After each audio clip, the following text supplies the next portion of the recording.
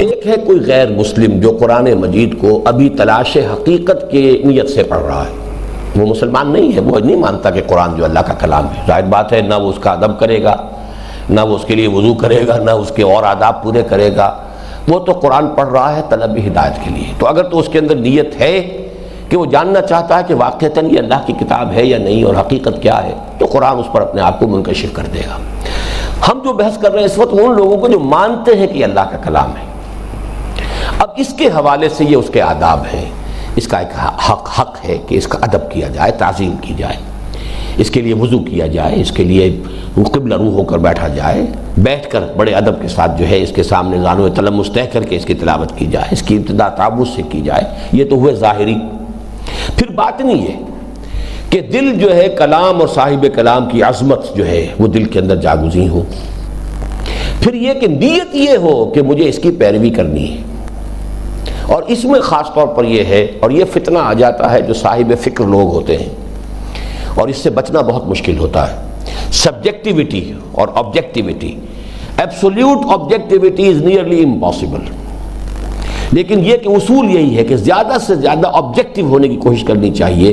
اپنے خیال کو مت ٹھوسو، اس سے سمجھنے کی کوشش کرو کہ یہ آپ کو کدھر لے کے جانا چاہتا ہے۔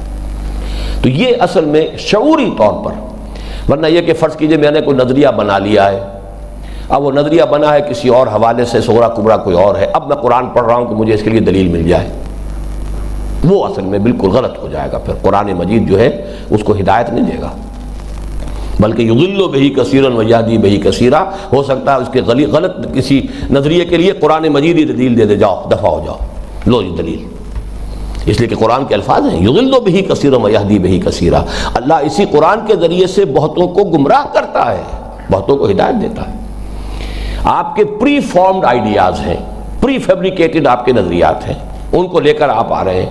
اب ظاہر بات ہے کہ آپ جو چیز اس کے خلاف ہوگی اس کو نظر انداز کرتے چلے جائیں گے، کہیں کوئی چیز ذرا سی بھی انگلی رکھنے کا موقع ملا وہاں پہ ڈیرا ڈال دیں گے، اور وہ بیلنس جو ہے وہ آپ کا ختم ہو جائے گا کہ آپ نے اس ساری چیز کو سمجھا ہوتا کہ اس کے لیے مثبت بات یہ آئی ہے، منفی بات یہ آئی ہے۔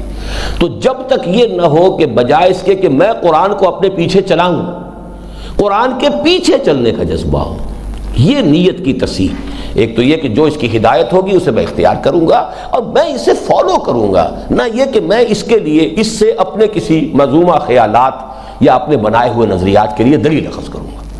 تو یہ چیزیں ہیں کہ جو اس کے ظاہری اور باطنی آداب ہیں۔